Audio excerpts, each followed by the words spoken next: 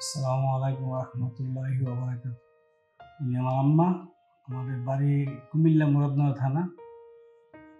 বয়স প্রায় ৫৫, প্রায় ৭-৮ বছর আগে বৃষ্টি আসছিল, তখন মানে আশ্রা করে ফিরে গেছিল, ফিরে গিয়ে মেরুদণ্ড হাড্ডি ভাঙছিল।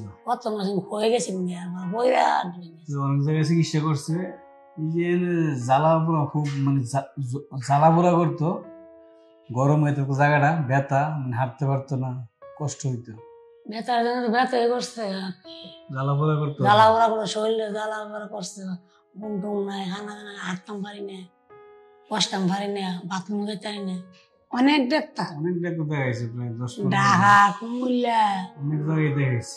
বলছে অপারেশন করার জন্য বলছিল, তো আমার আম্মা ডায়াবেটিস আছে, তার জন্য মানে মানা করছে।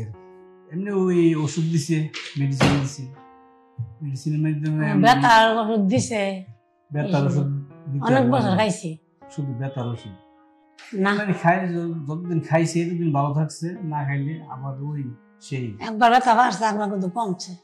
আমাদের বাড়ি আর দুইজনে এখানে চিকিৎসা করে গেছে, ভাঙছে না। ওই লোকের মারফতে এখানে আসছে আর কি। এখানে আসার পর স্যারে বলছে যে 21 দিন থাকতে হইব, থেরাপি, তারপর ওষুধের মাধ্যমে, ইঞ্জেকশনের মাধ্যমে সুস্থ হয়ে যাবো ইনশাল্লাহ বলছে।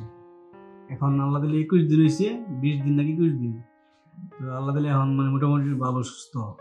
আমি ভালো আছি, মানে পাওয়ার ব্যথা আসেন না, কম আছে, পাওয়ার ব্যথা কমছে, গায়ের ব্যথা কমছে।